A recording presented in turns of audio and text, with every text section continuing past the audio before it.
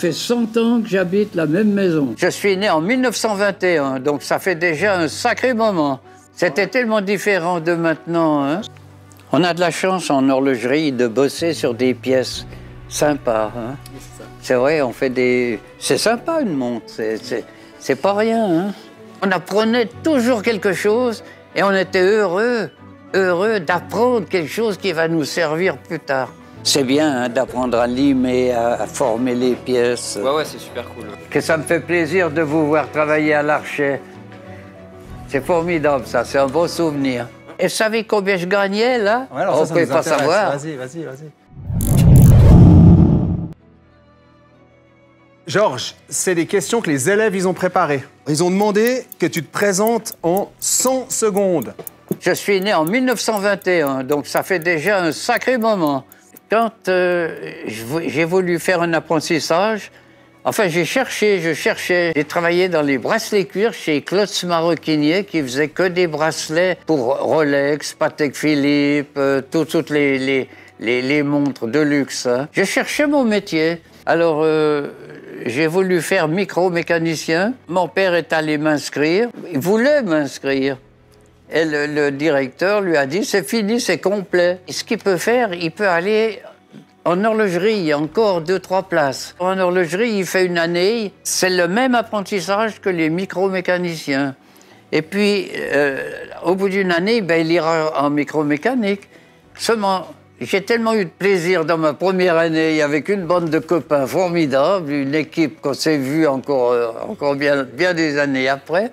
Et ben, je suis resté. Puis ça m'a beaucoup plu. C'est une école qui a été fabriquée à la rue Nègre. Elle était fabriquée pour les horlogers. Donc, c'est-à-dire qu'il y avait des grandes vitres, ce qui ne se faisait pas à l'époque. Mais pour les horlogers, on a fait ça. Mais j'ai fait toutes mes écoles ici à la rue Nègre, on peut dire. Alors, je faisais que la théorie à la rue du Rhône. Rue de Lyon. Ah ouais, donc vous aviez déjà les cours à la rue de Lyon. Oui, mais c'est en dernière année, hein. Ah, OK. Et puis tu faisais comment pour aller du Petit Lancier à la rue Necker, alors? Oui, mais ça allait. À pied? En tram? Mais on ne s'occupait pas à l'époque, on pouvait faire à pied n'importe où. Ah, OK. C'était tellement différent de maintenant. Ça, je pense. Tu travaillais sur quel mouvement à l'école, quand tu as appris à l'école? Ben, c'était un 10 lignes. Alors au début, on a commencé à découper les ponts. Je ne me souviens plus qui les avait dessinés. Mais on avait une plaque. D'abord, on a la platine. On nous a donné une plaque. Il fallait carrément la forger pour enlever toutes les bulles qu'il y avait. Parce qu'à l'époque, les fonderies, c'était pas tout à fait comme maintenant. Alors, on tapait ça. Et puis après, on l'a aplati au mieux. Et puis pour finir, on l'a mis sur le tour pour faire le tour, faire l'épaisseur. Parce qu'évidemment, en première année, quand on commence, il faut apprendre à limer, à faire tout ça. Alors, je me souviens très bien on y allait avec la petite scie. Il fallait bien faire, parce qu'il n'y a pas beaucoup de place entre les ponts, hein. Regarde, c'est le registre des élèves horlogers. Ah oui? Ouais? Un registre. Tu connais ton numéro? Tu te souviens du numéro? 1202, je crois. 1202, puis tu me dis que tu n'as pas de mémoire. 1202, Dubois, Georges. D'accord? Oui. Genève. Né le 16 juillet 1921, chemin du Progrès. Oui, c'est 17. toujours là. Ça fait 100 ans que j'habite la même maison. Date d'entrée, le 10 septembre 1937. 37? Ouais, 37. Ah, C'est ce qui est... 37. Son père, Émile, Émile, oui. inspecteur d'assurance. Il y a tout. Et alors, ce qu'on a découvert avec plaisir, c'est que tu as eu un prix en 1938, Oui. en 1939, en 1940 et en 1941, une mention. Pas mal, hein? Une mention, Ouais, je ne me rappelais pas. tu as eu la mention en Il me 1941. semble que c'était aussi un prix. Ouais. Dans ta classe, du coup, il y avait... Celui-ci, c'était un Égyptien, je crois. Ouais. Quand il y a eu la première neige, il y avait comme ça de neige. Il n'osait plus sortir. Mais non. Alors, il suivait le bord des maisons jusqu'à l'école. Toufik. Toufik. Ouais, Toufik Ahmed. Oui, ben c'est Le lui, Caire. alors. Et puis, on a trouvé autre chose que je vais te montrer quand même. Je sais. Quand même, il faut le registre de l'école d'horlogerie de Genève, des rhabillages. On a trouvé que tu avais fait du rhabillage. En quatrième année, j'en ai fait. J'ai dû faire une année de plus parce que j'étais mobilisé. Alors, la quatrième année, j'ai pas pu faire mes examens de troisième. Ben, on a trouvé que tu avais fait aussi une réparation pour une montre bracelet de la marque Arva. Ah, peut-être, Voilà. peut-être bien. Voilà, sans frais. Ça avait été fait gratuitement. Est-ce qu'il y a quelque chose que tu as vu à l'école, que tu as trouvé très utile? Très utile, c'était de polir les axes quand on faisait des rhabillages. Chez Patek Philippe, par exemple, il fallait des fois redonner un petit coup au pivot du balancier. Alors ça, c'était très utile. Ça nous a appris beaucoup et on n'avait pas de problème à refaire ça en usine. Et puis quelque chose que tu as appris, que tu n'as jamais utilisé, qui était inutile selon toi? Je me souviens pas. Bon, alors ça c'est bien. Je me souviens de rien. Il me semble que tout était pratique. Ah, ok, bah ça c'est bien. Hein. Oui, oui. Si tu devais retenir une chose dans l'horlogerie, quelle invention tu trouves qui a été vraiment marquante? Le premier appareil qui donnait l'avance et le retard des montres. Ça a été une innovation extraordinaire. Parce que moi, forcément, je faisais des réglages, on réglait les pièces, puis on les donnait, puis c'est une fille qui regardait ça. Et puis, elle positionnait les mouvements dans des cartons, si elle avançait, si elle reculait, puis d'après la position de la montre, nous, horlogers, on savait qu'il fallait corriger de l'avance ou du retard ou comme ça. Ben alors après, il est venu cet appareil extraordinaire qu'on ne peut plus se passer maintenant, puis même déjà avant, on ne pouvait plus. Mais c'était formidable. Tout d'un coup, on nous dit la montre, elle fait 10 secondes d'avance par jour. C'est extraordinaire. Ça, c'était une innovation extraordinaire. Si tu devais résumer ton passage à l'école en un mot, qu'est-ce que tu dirais? Mon passage à l'école, c'était quelque chose d'extraordinaire. Parce que moi, j'avais un père qui était très bricoleur, je savais un peu limer, un peu différentes choses, mais là, c'était vraiment tout ce qu'on apprenait à l'école, c'était pour notre métier. Alors, et puis c'était souvent nouveau, parce qu'il y avait une façon de faire pour les petites pièces que... Alors, moi, j'ai eu beaucoup de plaisir. Je peux dire, de toutes les années que j'ai fait à l'école, j'ai eu énormément de plaisir. On apprenait toujours quelque chose et on était heureux d'apprendre quelque chose qui va nous servir plus tard. Et il se pose la question, comment tu as trouvé ton premier emploi? Oh, pas de problème. Il n'y avait pas eu de problème. J'étais bien sorti dans la moyenne. J'étais très bien sorti. Mention. Et j'ai reçu une lettre de Rolex qui m'engageait. Mais tu nous as pas dit que tu as été mobilisé? T'es pas parti après l'école un moment? Ah oui, c'était entre deux. Ok. Quand j'étais à Rolex, j'étais mobilisé aussi. Je devais m'absenter. Donc, c'était pendant la guerre. Nous, on a eu de la chance en Suisse d'être seulement mobilisés. J'avais fait mon école de recrue. C'est pour ça que j'ai fait une 4e année à l'école. J'ai fait mon école là à l'époque. Quand j'ai fini mon apprentissage, Rolex m'a engagé.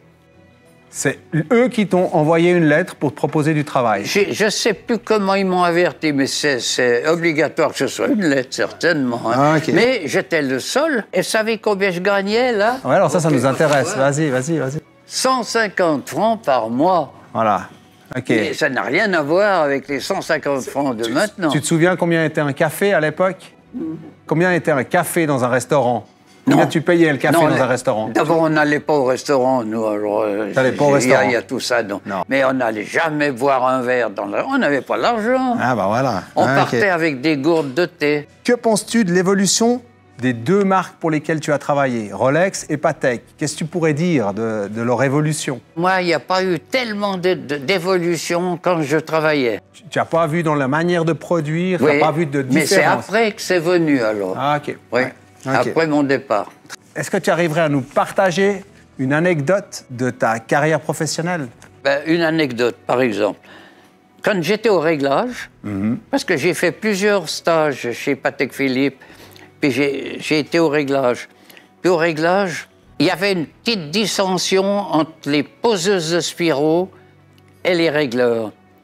Parce qu'il y a de temps en temps, les poseuses de spiraux, ma foi, il y a des fois, parce qu'ils devaient nous livrer un spiral qui est plat, hein, et puis bien centrée. Alors des fois, ce n'était pas toujours le cas. Alors nous, comme régleurs, on est obligés, nous, de corriger tout ça. Et alors moi, quand je suis arrivé là, j'ai tout de suite senti qu'il y avait une différence. Il y avait quelque chose qui allait pas bien avec les poseuses de Spiro. Alors qu'est-ce que j'ai fait? J'ai organisé des sorties d'un jour, avec les poseuses de Spiro. Depuis là, tout était une merveille. Génial. Ça a toujours été. Comme quoi, ça n'a pas changé, bien s'entendre avec les gens. Ouais. Les élèves, ils se demandent, parce qu'on a appris que tu es resté 38 ans chez Patek, tu es resté très longtemps chez Patek. Comment ça se fait que tu es resté toute ta carrière chez... Enfin, Et pourquoi pas? Moi, je sais pas. Vas-y, dis-nous. Qu'est-ce que tu as exercé le plus Ça m'a plu tout de suite. Tout de suite, ça m'a plu. Chez Rolex aussi, hein.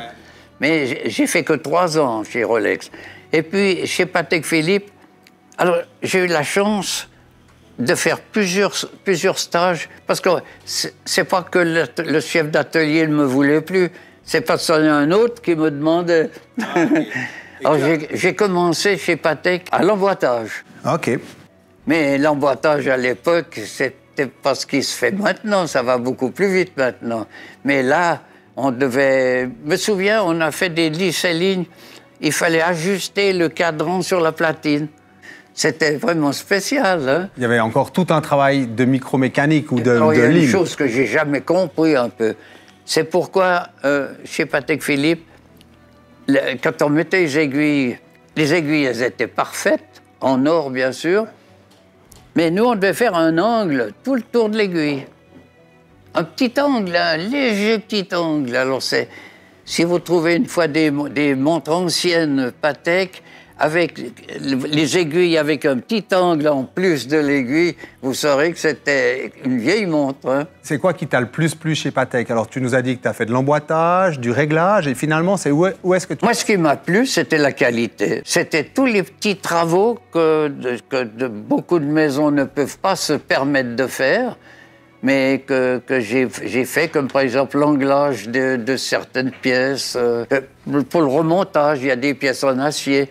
Eh bien là, je me souviens, on faisait un anglage qui était poli, hein, et puis après on faisait tout le pourtour au cabron, que ce soit une jolie pièce.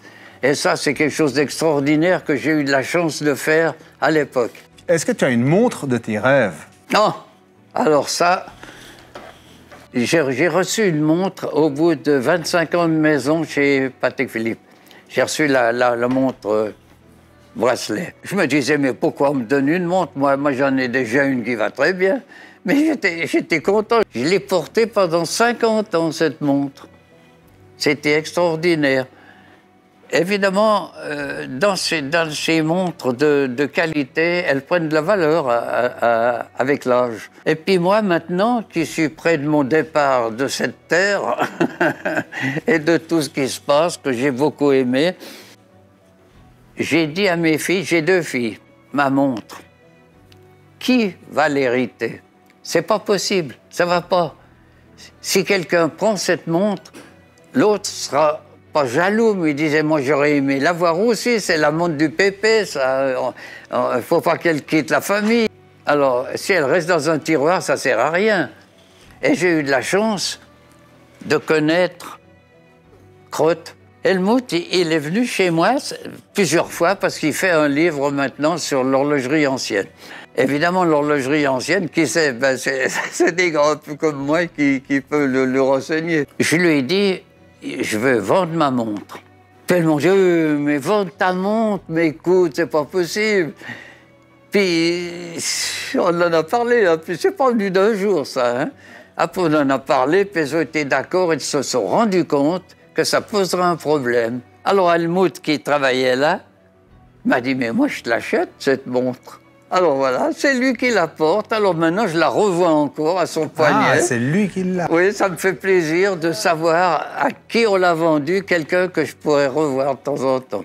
Et est-ce que tu en as acheté une de montre? Tu nous disais que tu avais déjà une montre, c'est toi qui l'avais achetée? Ah bah ouais. Il n'y a plus besoin de montre. Ah bah ouais, bah c'est toi qui nous dis ça.